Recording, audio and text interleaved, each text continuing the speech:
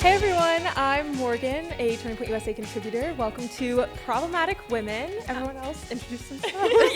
On point. I'm Virginia Allen. I'm Elise McHugh. And I'm Isabel Brown with a very special +1, our beautiful baby girl on set today. Congrats. Thank 5 you. weeks. 5 weeks as of yesterday. Oh my gosh. Of course, there's just no time in the world that we live in now to take a true maternity leave. There's way too much going on that we want to be a part of and help save the country. So the back babies to work are we coming go. with us. The babies are coming with us, which is totally the theme that I'm hearing here in Washington, D.C. All of my friends who work for the government say exactly the same thing. We know Caroline Levitt, my dear friend, went back to work 4 days after giving birth in July, which props to her. We're 4 weeks into this, and I don't know how we're doing it very well, but it's just really inspiring to see so many young moms take on action roles in saving our culture.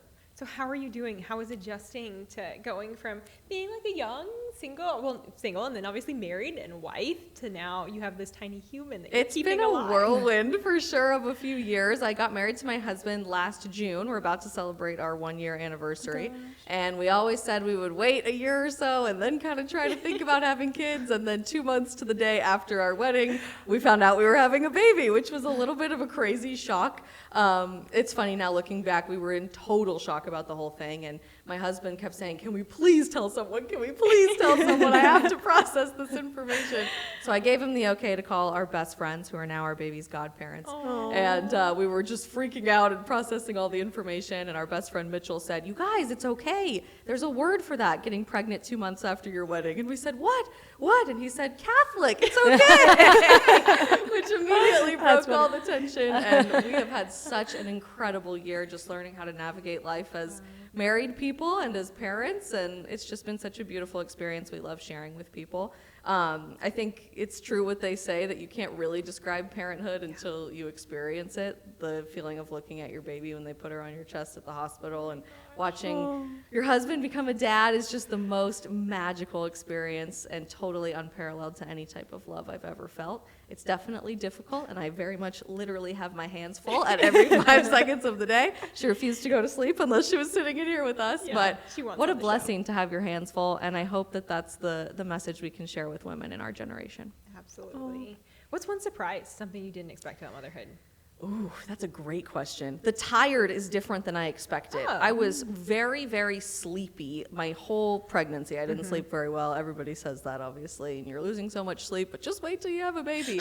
I actually think the sleep is better. I'm getting better stretches of actual sleep, but my body is so much more physically tired, probably because of the energy to feed her and carry her around all the time and all that. But honestly, it's just been such an adrenaline rush. You wake up in the middle of the night as soon as they start crying and you run over to their bassinet and pick them up, and you're just so full of energy watching them discover the world and look at things for the first time and go new places. It's absolutely magical. What has been your biggest surprise since having Isla to now 5 weeks? What has surprised you the most with motherhood? That's a great question. I think I would say the way I feel about my husband. So I said this in a podcast that we did right after our wedding day.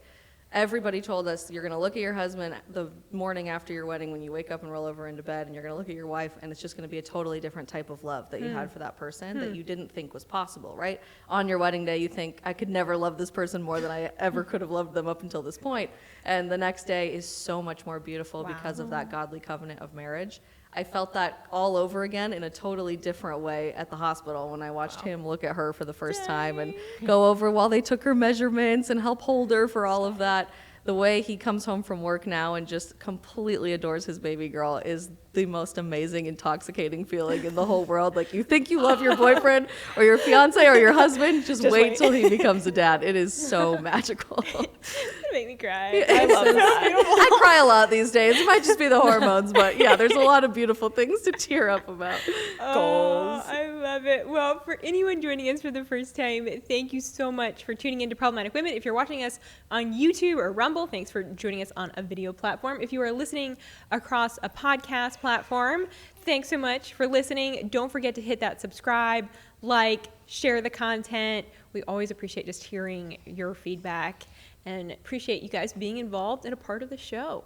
With that, let's get to tea time. Let's get to some tea. There's a lot to talk about. A lot of tea. You know, it's Pride Month, and I'm sure you've all seen the posts, the crazy pride parades coming up in your neighborhoods. And a story that I think is most fascinating is seeing the hard pivot, the complete 180-degree twist that Target has taken since 2023. You may have seen a bunch of viral videos go around. I know I posted one highlighting the tucking bathing suit and the baby onesies in 2023, which caused them to lose over, I believe, $9 billion in 2023 in their market cap, leading to them hiring a trans activist who was the designer. And then notoriously 2025, we now are seeing, right when you walk in the front doors of Target, Coastal Classics with USA, red, white, and blue plastered everywhere in the stores. And I have to say, this is probably one of the most joyous things I've ever seen come from Target, other than them getting rid of their DEI initiatives in January. Which, funny enough, remember when all of us were boycotting Target for like 2 years? The left started boycotting Target in March of this year because they got rid of DEI initiatives. So isn't it funny how 2 years later, after we boycotted Target and now real change has happened, now they're boycotting Target because they don't think they're now being inclusive enough. Wait, so you're saying I can go to Target and I don't have to look at gender goblins too? Yes. Okay. And you can now get a sweater or a shirt with the American flag on it. That's a huge pivot in a very short period of time, if you really think time. about it. But it just goes to show, all of a sudden, the majority is getting louder, and the silent majority is so loud these days.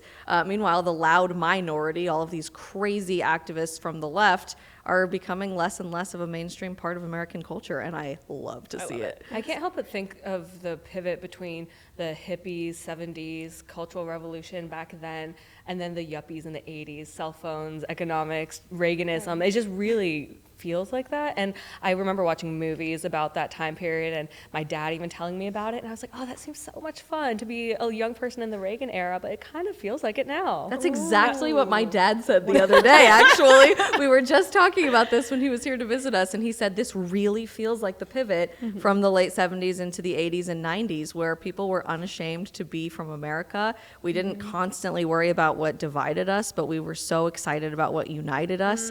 And there was this sense of pride in who you were and what your culture was. I'm so excited to see that come back. I know our dads are very, very excited to get to live through it a second time too. So Vintage Americana is very in, and I think it's so interesting how like Target specifically is just like one company who got rid of DEI, and I know there was an executive order for that.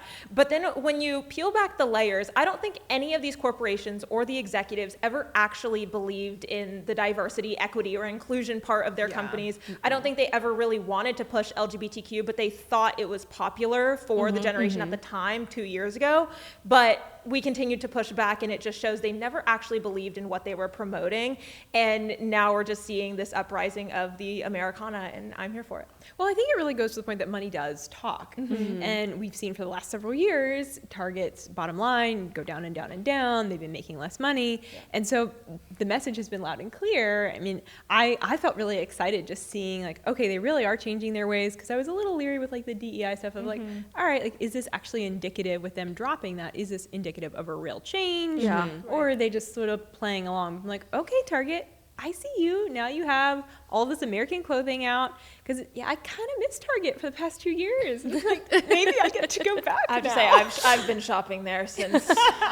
Couldn't let it go. let me tell you, my wallet is glad I haven't been to Target in a while. Amen to that. Facts. 2025, it's a year ago back to Target.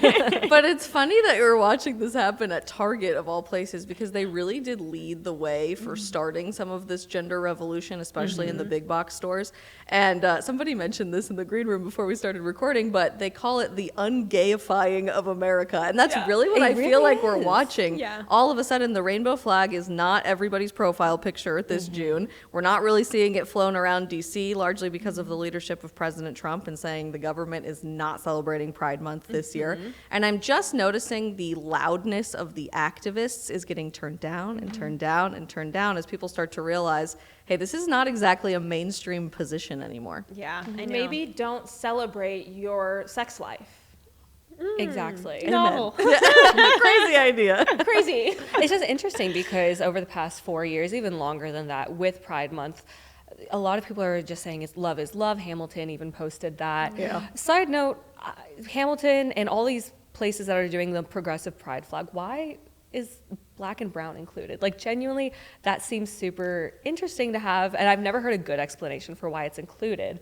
But however, all these places that were like, oh, it's just love is love, this is just who you want to have a relationship with and get married to, it really is about who you want to sleep with. And it's kind of hard to backtrack from that. So it's interesting to see this year with the people who were being those loud voices before, just kind of not saying anything. And I'm like, what happened to love is love? Why aren't you talking about this? It's because you'd have to talk about the ugly truth about what Pride Month really is about. Yeah, True. absolutely. And it really is just virtue signaling. It really is. The flag is virtue signaling. I'm sorry, and there's going to be a lot of that in Washington, D.C.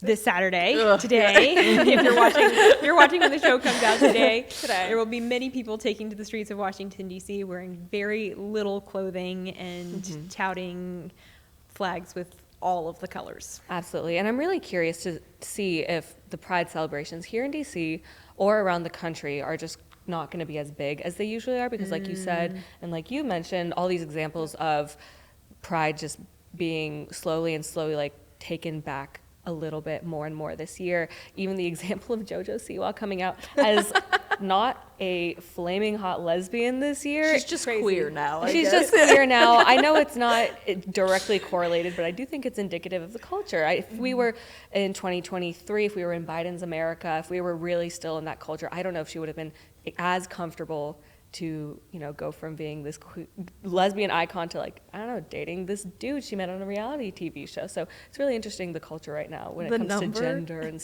sexuality and stuff. The number of videos I've seen on my TikTok about that, of not to be this person, but how did this lesbian get a boyfriend before I did?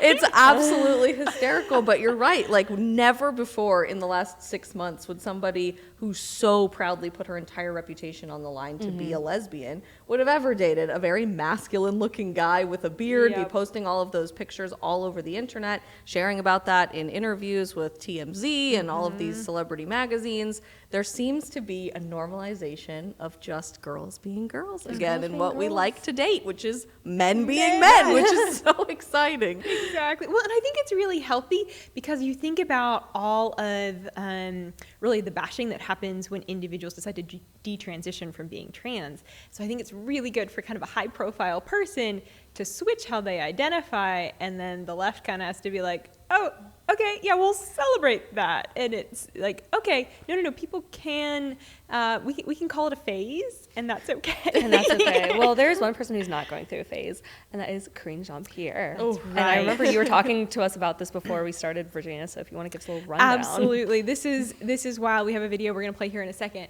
So Kareen Jean-Pierre, if you have not heard, she is leaving the Democrat Party. Of course, she was President Joe Biden's press secretary. So as press secretary, you are the talking head for your party to the public, to the press, that then shares that information with the world. So just months ago, she was the one that was really the face in many ways of the Democrat Party. Now she's leaving that party, and she explains why in an advertisement for her brand new book called Independent. Let's go ahead and roll that clip. Number one question they ask me is, Kareen, how do we get out of this? How do we protect our democracy? How do we protect vulnerable communities among us? What do we do next? Because we don't have answers here. That's what they ask me. And this is my answer. And what I mean by that is, in an era of misinformation, disinformation, the regressiveness of social policy, what we're seeing currently right now, what I have decided to do, and I really have thought long and hard about this, is to follow my own compass. And that's what I've done. And that's what this book does. And here's the truth. And here's how I will lay it out to you. I think we need to stop thinking in boxes and think outside of our boxes and not be so partisan. And the way that I see moving forward in this space that we're in right now is, if you are willing to stand side by side with me, regardless of your how you identify politically, and as long as you respect the community that I belong to and vulnerable communities that I respect, I will be there with you. I will move forward with you. And that is, I think, so important. So this book, Independent, it's about looking outside of boxes, not just always being in a partisan stance.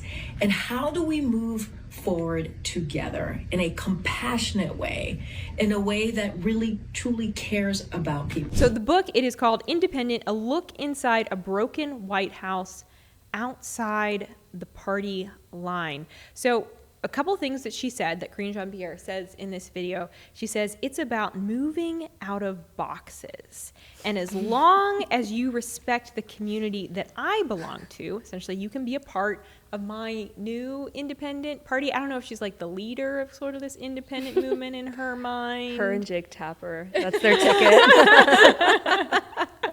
But like, what do you all think of this? That someone that was like charging ahead in the Democrat Party, had this big platform because of the Democrats. They gave her her platform, is now ditching that platform and inviting all other people that think just like she thinks to come with her. I actually think it's so much bigger than just being a big face of the Democrat Party, too. She was the megaphone for the last presidential administration and unapologetically, in many ways, as we now know, lied to the American people over and over and over again about what was really happening in the Joe Biden White House, that this man was so unbelievably absent from the administration that arguably everyone else was running the show, and he was essentially nowhere to be found. How many questions did she get from the White House press briefing room about where the heck is the president? Why are we calling a lid at noon every day? What the heck is going on here? And she said, everything's fine. He's healthy as a horse. Everything's normal. He's doing now, cartwheels. of course, we know he has very severe advanced cancer, which is terrible and probably something that we've known for a long time, but the American people didn't get to weigh in on that information, among many other scandals from this White House that are now coming out. So it's telling to me that she's now making this huge seismic shift just 100-odd days into President Trump's presidency. Maybe there's a conscience come to Jesus moment happening behind the scenes of feeling guilty for lying to the American people. Maybe it's reckoning with the level of propaganda that she constantly had to be dealing with. I don't necessarily want to speak to where her head's at, but I can imagine there's a whole lot going on inside of her mind as to, I wasn't just a huge part of this party. I had to put my entire identity on the line to make sure all of these talking points were repeated, just like Jake Tapper, who now is making the exact same shift. I wonder if there's a conscience moment weighing in on some of these people that was the wrong thing to do for the last couple of years. I hope so. Like, I think that's the ideal, right? That they really have realized and kind of woken up to some of the propaganda, to, okay, I've been a part of some of the deepest, darkest parts of the swamp and I want out. I think that's best case scenario. I tend to be a little more pessimistic and think you go to the White House, we were chatting about it before, and you write a book and it's a move to kind of have a second life, second wind, and make some good money after somewhat of a disappointing 4 years of an administration. I think a lot of the left is realizing, okay, nobody in the country likes Joe Biden or is happy or pleasant at all with what the administration did. Like, that is kind of a given. So, okay, how can I recoup my name because I was the one to push all of this propaganda for so many years? How do I separate from that bad name? How do I separate from the White House? How do I separate from the Biden name? Like, oh, that wasn't me. Look, I'm coming out with this new book, Independent. And I think she's honestly just trying to mop up the floor and fix the problems. Partially, I think it is a grift to try and get more favorability on her side. Do I hope it's a guilty conscience? Honestly, yes. I think that's something that I hope every Democrat is looking back and be like, maybe we really did mess up. Maybe we need to figure out how do we message Gen Z better? Like, let's actually bring our country forward. But I think instead they're selfish for the most part, and instead taking the avenue of, let me get a book deal, try and sell these books. And like she's saying, let's get out of the box, like, come join me. It's like she's the one that helped create that box and helped create the division in our country. And I think the only way that we can break out of these echo chambers and get to a place where, yes, we all love America, let's talk about our country and how to make it better, whether it's economically or socially, is to actually have conversations and not be like, I'm alienating the Democrat Party, even though I was the one that created that box. Absolutely. I think out of all of us, I am on the far end of this pessimistic spectrum with this. I do think it's a grift. And I do think you're exactly right, Morgan, where you think she's just trying to save face, trying to save her name. But at the end of the day, I don't think it's going to work, because we saw in the case of the election, and in the case of Jake Tapper, and in the case of all of these prominent Democrats getting a lot of flack for lying to the American people, this is just another case of, hey, let me tell you what to think and what to think about me, and just forget everything that I did. Forget all of my past indiscretions. I'm writing a book and I'm an independent now, so you can trust me. As long as you agree with X, Y, Z about me, then we can all get along and just forget everything in the past. And I just think it's their problem. They say, don't believe your lying eyes, and they say, do as I say, not as I do. And I don't think this is going to work, and I'm not hopeful about this one at all. Do you think it's at least interesting, though, that even if it were a grift, there's a need to grift away from the Democrat Party? Like, culture has shifted so substantially. I never thought I'd see the day. That calling yourself a Democrat is bad for your career, for your book deal, for your television career, for your public image. Which begs the question, could this somehow be a shift of having a pretty predominant third party in the U.S., whether that's a really strong independent bloc or another party that kind of arises out of this very disgruntled Democrats who want something different, want to get away from the Joe Biden era? I think it's going to depend who they put on the ticket for 28, because if it's somebody like Gavin Newsom, then I think that he is favorable enough by those kind of lukewarm middle Democrats, and he has that appeal, unfortunately. So I think it would kind of depend. They need a face. Yeah, they need a face. Yeah, it's going to be fascinating to watch. Oh my gosh, absolutely. Yeah. And speaking of things that are fascinating to watch, it's been really fascinating to watch the decline of The Last of Us. And I remember we were talking about this before too, and that's just another thing where it used to be very favorable, and now it's lost so much of its viewership. I'm not a huge fan of the show. I just am a fan of the online discourse, but I believe you've seen it, right? Oh yeah, so I'm like our chief resident nerd over here in the conservative movement. I watch everything. I'm unapologetically the Harry Potter, Star Wars apologist here. But I love the show The Last of Us. I actually never played the video game. My husband loved the video game. He and his brother used to play it growing up, and I was really excited by the first season. There was one slightly woke episode in the first season a few years ago, but largely followed the trend of the game. And meanwhile, this season, they have just taken a huge departure from the script of the video game itself and gone way into the deep end of wokeism, which just goes to show to me that Hollywood very clearly is going to be the last to get it. The Last of Us, LOL. The last to get it when it comes to the transition away from wokeism in our culture, in our country. So they had this episode where the main character, Ellie, who from the game we already knew was a lesbian, decided to become girlfriends with one of her dear friends in the show, who turns out to be pregnant from a previous relationship that she had had with a boyfriend at the time. She announces that she's pregnant to the main character, Ellie, her now girlfriend. And Ellie, a female character in the show, responds with, "I'm going to be a dad." The so cringiest scene you've ever seen in your entire life. Like, truly makes you want to barf. I stopped watching the season after that. It was just way too painful. And amazingly, numbers just came out today or yesterday that the show has lost 50% of its viewers in this one season since that episode. Did they ever explain why she said, "I'm going to be a dad"? Great question. No, I'm still waiting on an explanation from the writers, and it's really unfortunate because the show itself is a fascinating commentary on a post-apocalyptic America, what would happen if the government became way too powerful and essentially a weaponized CDC or NIH. That's basically what the government structure has looked like at this point. And honestly, it was an amazing wake-up call for so many people watching how people would handle something like self-governance and seeking freedom and liberty in this very totalitarian society. I loved the messaging of the first season, and now we have girls saying, I'm gonna be a dad. Well, it's interesting to see that sharp drop-off and decline, because it's like, okay, people were kind of like, okay, whatever, maybe I can get on board with the fact that she's a lesbian, whatever. But then that just total denial of biological reality is like, and I feel like the left just does it. They're like, we're just going to push a little further and a little further and a little further.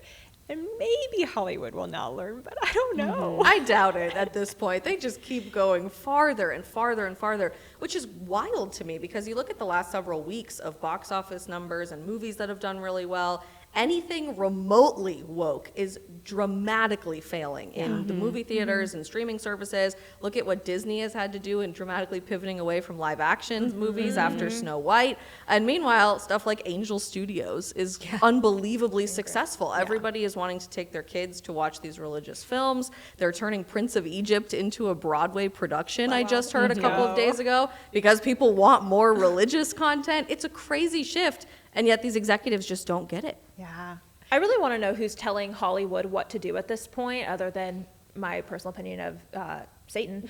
But other than that, it's like I thought that they would have understood this when Buzz Lightyear came out with their kiss scene. That was 2 years ago, when Marvel's was down the drain. The new Indiana Jones movies, like, it feels like every single movie release continues to fail in the box office. No American consumer actually wants to watch them. Culture has drastically changed over the last 3 years, and now we're in a place where Hollywood is still making the same shows, the same movies, and and nothing's changing. It's like, what is going to be that turning point where they're like, okay, maybe the culture does really reflect what our viewers are wanting to watch? I think the only conclusion can be is just like they really are in such an echo chamber that they can't believe that people aren't with them on some of these social issues. Like they're all just talking to each other, and it's like, no, we just have to do more of it. We have to do it better.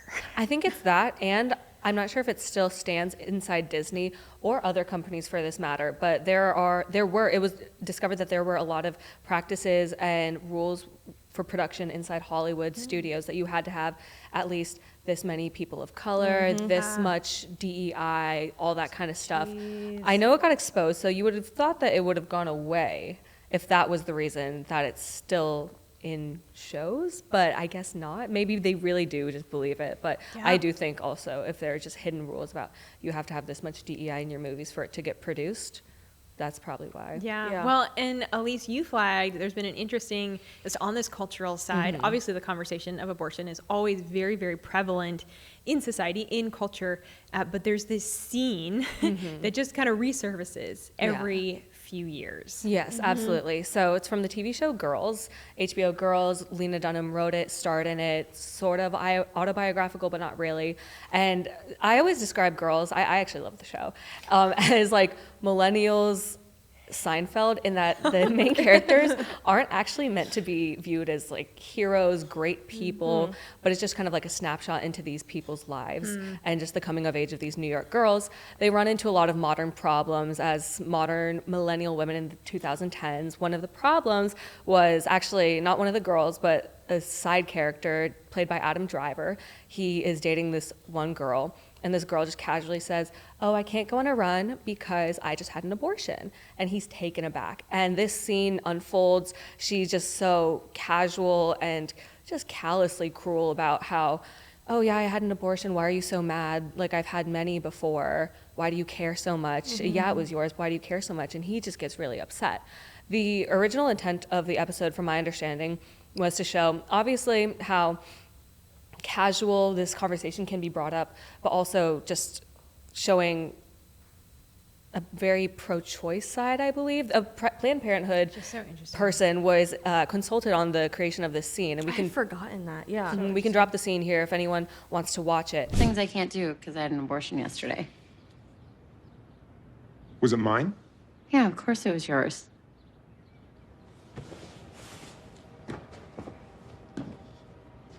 I didn't want to talk about it beforehand. I just wanted to do it. But I haven't shared with boyfriends in the past. So I'm trying to be more open with you. So you're trying to be open with me. How many abortions have you had? I'm not going to share that with you because that is private. I'm not going to ask you how many girls you've gotten pregnant. None. It's not private. I've gotten no girls pregnant except for you now.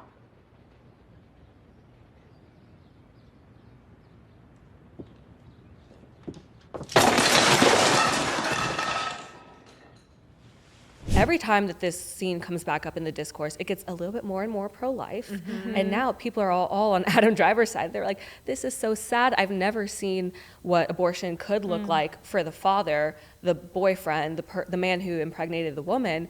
And it's just really crazy to see an overwhelming response of sympathy for the father who never got to meet his child. Well, you know, the interesting thing, so I have not watched the show, girls, and I came across, probably a few months ago, I came across that clip on social media without any context, knowing nothing about the show. I was like, this is amazing. This is such a pro-life clip, because you're seeing, you don't know anything about the characters or really who they are, but if you just watch that segment without context, like, oh my gosh, this is displaying truly, like you said, how abortion affects 3 people, the mom, the baby, and that dad. And I know it was fictional, but it's just like the way that you naturally read it upon first watch, it's so sympathetic towards the male character. So sympathetic, and yeah. it is fiction, but it's based off of a real story that was written by a real person. What's really telling to me is that Planned Parenthood was literally consulted on writing that script, and their intention, more likely than not, just knowing their intentions behind everything, is obviously to increase sympathy for abortion, to make you think, oh, this is so empowering, it's a totally female decision, men don't get to weigh in. But I love this clip, and I see it every few months as well. I just retweeted it the other day.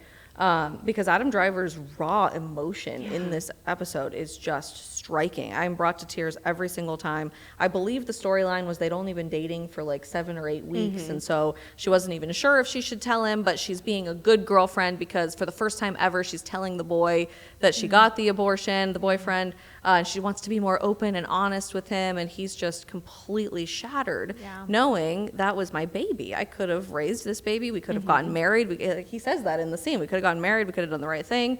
And she's just so heartless and emotionless about the entire experience.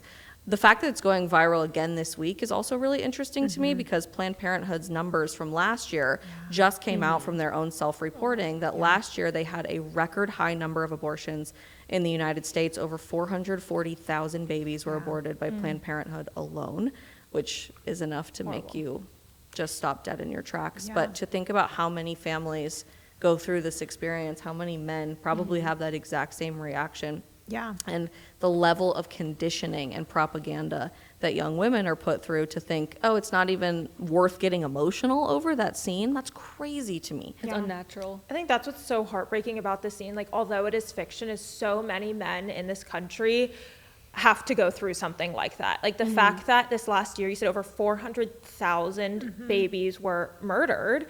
And think about all of the dads. 440,000 dads, who knows how many of them actually knew that their significant other or you know, one night stand or wife or fiance, you know, could have gone behind their back to do such a horrific thing. Like, it really makes me feel for the men in our country, because they've been lied to so much by the abortion industry and by feminism that, no, it is the woman's choice, you don't get a say, when in reality, no, that is your child just as much as it is her child. And it's like, we need to give, I think, a voice to men.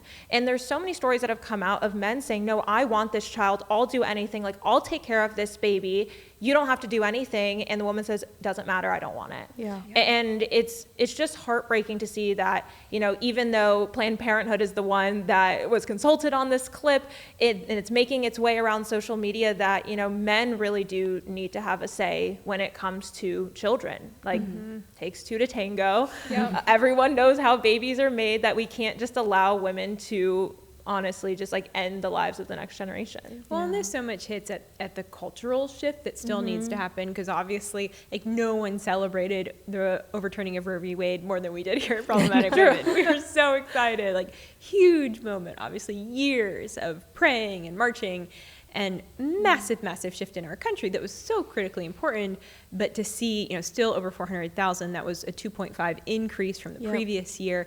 And so it's like, all right, we still actually have a long way to go in the United States, where we, you know, we kind of use that catchphrase, you know, abortion becoming unthinkable. At the end of the day, like, we do have to get to that place. And it is going to take, I think, some of that cultural side of messaging, of like including scenes in films that display, okay, actually, this isn't just a light casual thing. Let's recognize the weight of what this is and how deeply deeply, deeply affects both men and women. I mean, I truly believe that cultural shifts is how you create legislative shifts. Yeah. Because if the American people actually believe in something, then the government will do something about it. Isabel, I know you flagged something with the big, beautiful bill with Planned Parenthood. What's going on with that? Yeah, I mean, talk about cultural shift. I never in a million years could have predicted that any of our members of Congress would even remotely be interested in talking about defunding Planned Parenthood. 6 months ago, you asked any elected member of Congress, and they just refused to talk about the issue because it's way too controversial. We won't get reelected if we even touch this with a 10-foot pole. Part of the big, beautiful bill, most people don't realize this because we're talking mostly about tax credits and extending what they did so wonderfully in the first Trump administration, is defunding Planned Parenthood for 10 years, which would be a massive seismic shift culturally in our country.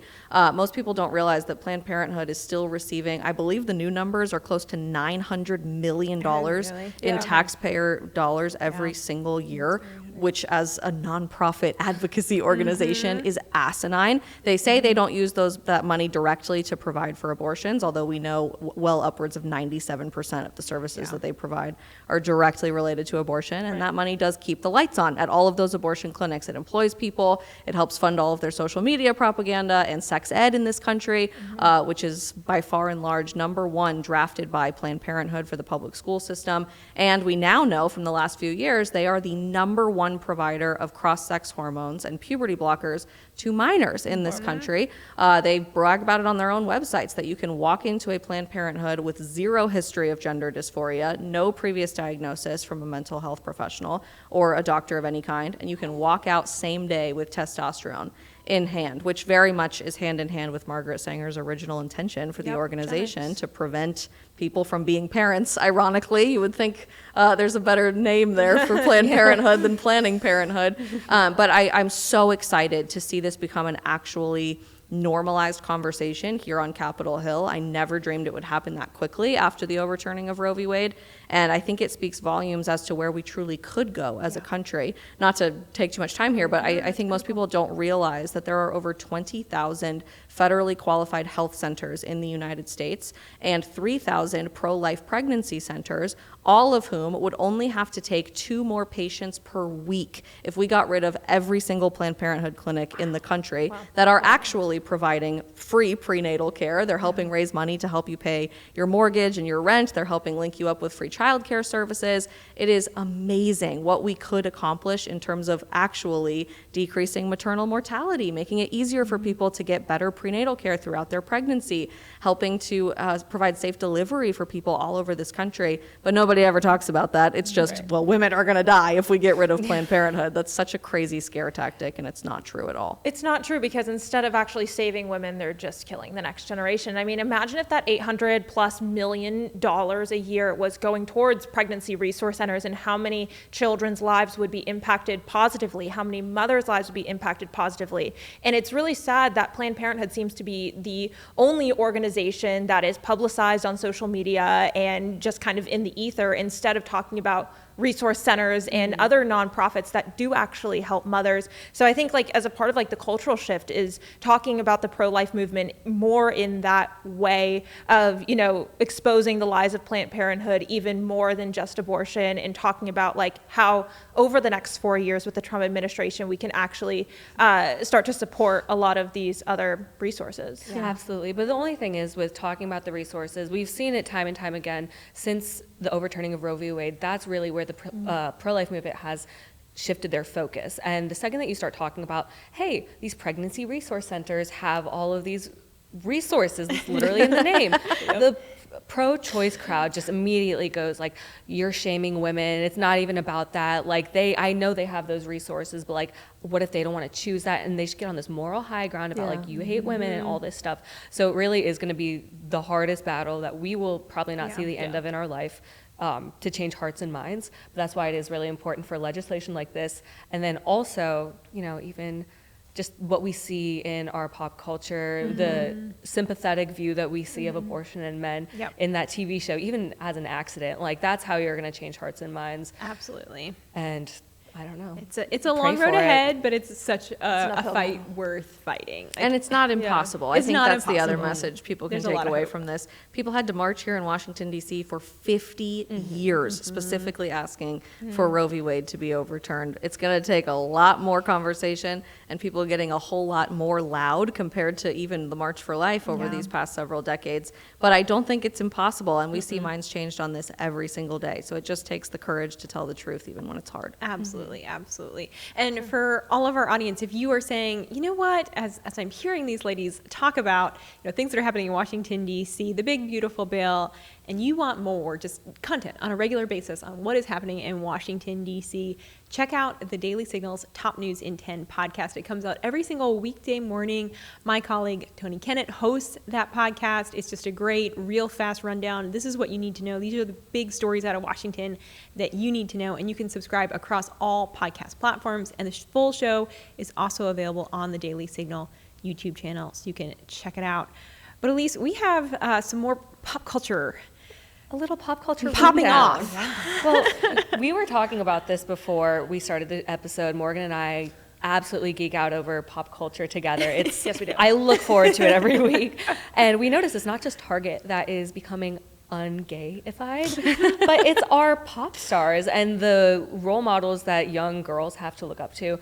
And I didn't even notice this until we started talking about it, but the pop stars that we have that are like the big pop girls right now, think of Lana Del Rey, Taylor Swift, Addison Rae, Olivia Rodrigo, all these girls, politics aside, they are traditionally feminine, and they are the girls that these young girls are looking up to. They are fit, they are healthy. It's kind of indicative of the culture where we're at here, and just to like take inventory of that, it's kind of hopeful. It's very hopeful. 100%. And I think it's so interesting with the cultural shift that we're seeing, with the kind of getting out of the feminist movement, the rise of health and wellness, the rise of even young motherhood, is seeing how these pop stars have kind of adopted that. I know we, a couple of weeks ago, talked about how Lorde talked about getting off of birth control. Lana Del Rey is kind of the epitome of that old school vintage Americana, even Tate McRae, all of them are wearing very feminine outfits on stage. It's not really the like lesbian core, I'll call it, like of The Billie Eilish. Billie Eilish is not really there anymore. And I think it's so fascinating. I know Taylor Swift just like got her master's, like bought her master's, and like that was huge this week.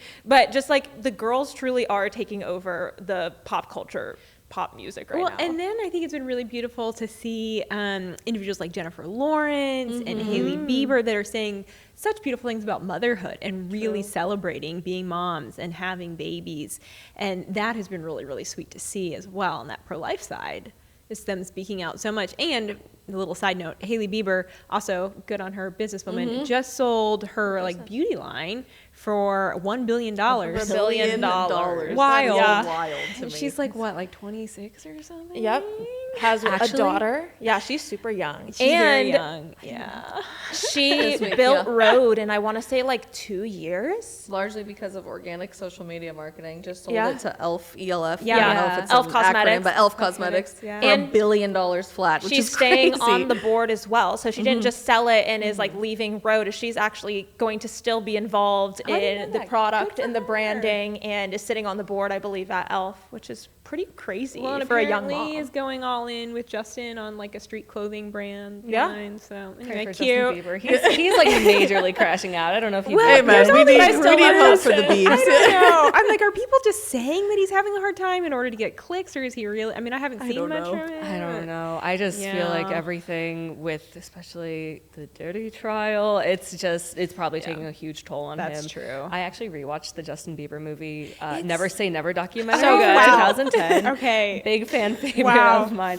And he was just like, I don't want the industry to control me, and I want to be the same me, and I don't want to get like Michael Jackson. And I was like, so I cried. so sweet. I would cry too. I went to the My World 2.0 concert in the 6th grade. It was I'm jealous. absolutely amazing. My poor dad had to go with all of his 3 daughters. to the Justin Bieber concert. love it. The One Less Lonely Girl, Bouquet of Flowers. We all cried in the audience. It was so beautiful. But I do think there's such a cool shift happening with his wife, with Jennifer Lawrence, as you just mentioned. Even just something as silly as Taylor Swift in the Eras Tour wearing like big ball gowns and sparkles and being super, super overtly feminine. I feel like there's a renaissance of femininity happening in our country right now, which is interesting because most conservative commentators would tell you, oh, it's young women that are destroying society and they're destroying gender roles and they've all bought into all of this propaganda. I don't think it's that far gone, to be honest with you. With young men, we've already seen the renaissance happen, embracing masculinity, largely thanks to people like Jordan Peterson and Charlie Kirk and people reminding young men it's okay to be manly again, and actually our culture really needs it. There's not as many voices encouraging women to do that in the political space, and so I hope that a lot of this pop culture shift, culture being upstream from politics, impacts a lot of people in the political space too, just to let young women know, you know, you can be a girly girl and that's okay, and we're going to stand for your right to be a mom and make that easier for you, and revive the American family and your faith life again. I think that's coming. We just have to be a little patient and maybe a little louder to get there. Yeah, absolutely. And I've always thought that it doesn't really matter at the end of the day it matters a little bit, but I have no expectation that my pop stars, my movie stars, these people up in Hollywood, upper echelon that have a lot of money, I don't have an expectation for them to be super political, let alone conservative. So it's just great to see that in subtle ways, and this embracing the divine feminine, not wearing the Adam Sandler fits, and not just being angry at men all the time and making that the central thesis of their life's work, just seeing them embrace womanhood. It's really important, and I don't know if they would switch their ways if they realized that's what was happening, but it is what's happening. Well, think about it. Selena Gomez is engaged. You know, we see Taylor and Travis together out at dinners recently. I think we're seeing this more uprising of celebrities that are getting in happy relationships, excited about marriage. Hello, Demi Lovato just got married as well. And I think that that is going to definitely have an impact on women in culture because they're going to inadvertently look up to that and be like, maybe I would be happy too if I got married and had children. Like, that looks really fun. My favorite celebrity's talking about it. I think there's going to be a Taylor Swift baby boom in the future. Like, as soon as she has a kid, everyone and as soon as she gets engaged, honestly, it's gonna be like, oh my gosh, now I need to get engaged. I need to have kids because Taylor Swift did it. I mark my words. I also didn't know if you saw this, Elise. I think you would find this really interesting. Miley Cyrus now can sing Hannah Montana songs as of this was happened, I think today. So if you're watching on Thursday, and I think that is kind of has to do with a lot of us young girls grew up watching Hannah Montana, and we're seeing so many of these stars now kind of talking about the early 2000s again. I don't know. I think it's really cool. It is cool. I also think people are creating a new era of celebrity more than just worshiping like musicians and pop stars and people who were on Disney Channel growing up or your favorite movie star. Look at the people that we've elevated largely thanks to social media into celebrity status. I think of people like Ballerina Farm, Hannah Nealman, who is the iconic example of motherhood. Girl literally competed in Mrs. World like 8 days after having her 7th child at home. Meanwhile, still cooking all of her meals from scratch for her family. Looks absolutely stunning in every single thing that she posts, but has this quiet femininity about her. She's unapologetic about who she is. She puts her family first. She shares her faith life a little bit more these days on social media, and she has like 10 million followers per platform because people are so hungry for that simple, rustic Americana, vintage concept of family above everything. And I think that's so desirable to young women, even though it often seems like all of our celebrities are against all of that. I think we're actually creating a new era of celebrity from just ordinary people, and there's such an iconic image of that sense of family now. Because I think it's how we're wired. Like, at the end of the day, it's truly what we all want, and we get pretty good at lying to ourselves, I think, and saying, oh, maybe I want this or this. But like, at the end of the day, we are all hardwired for family, for relationship, for connection, and kind of for simplicity, which is where you get the farm vibes. Like, yes, this is true. But I want to talk a little bit as we reference this shift among both obviously women and, as we talked about so much last week, shift about men, Isabel, that you mentioned, of so many men turning from the Democrat Party. So our question of the week last week was, what do you think Democrats are doing wrong in appealing to young men? So you all sounded off on Instagram. Thank you for those that left responses. I'm just going to read a couple of them. So Kleinstein9 wrote, they forgot that men and women are different, so they keep trying to appeal to men like they do to women. I think that's true. Like so much of the marketing, as we've talked about, has been just like, we don't know what men are. We're just going to advertise women. Ann Jay-Z Han 76 wrote, they are demonizing masculinity entirely. There are different ways, but mandating unrealistic standards is BS. MJ Magician writes, where to start? Pushing for trans people to be where they shouldn't. Murder of unborn babies. Crystal, our co-host here, writes literally everything. Everything. So Full stop. Full stop. Full stop. This week's question of the week, if you guys want to comment it, is America ungaying itself? I know I'm curious to know your answers. I think my answer is yes, it's definitely becoming a lot less gay. And I want to share quickly, if I can, about there's an awesome event coming up actually next week in Dallas, Texas, the Young Women's Leadership Summit. So if you're a problematic woman like us, you should definitely come hang out with us in Dallas. Go to YWLS.com, and there's going to be a ton of amazing conservative speakers. We're talking all about faith, family, and freedom, and all things that we love here. And Morgan, you're going to be on the main stage, right? I will. I will be on the main stage, a panel, which is going to be super fun, and also a couple breakout rooms. I'm in a faith breakout room, and also one about social media, and then also on the main stage. So a lot of speaking. So come hang out with me in Dallas. Amazing. Awesome. Exciting. I love it. Well, thank you, ladies. Thank you for bringing baby girl. I know. I'm glad she was able to just sleep the whole She time. crushed it. The newest problematic she woman. slayed her first podcast. Very unproblematic woman. So chill. Well, thank you guys. Don't forget to hit that like and subscribe button so you never miss out on brand new shows. But thanks for being with us this weekend, and have a great rest of your weekend. We'll see you back here next week.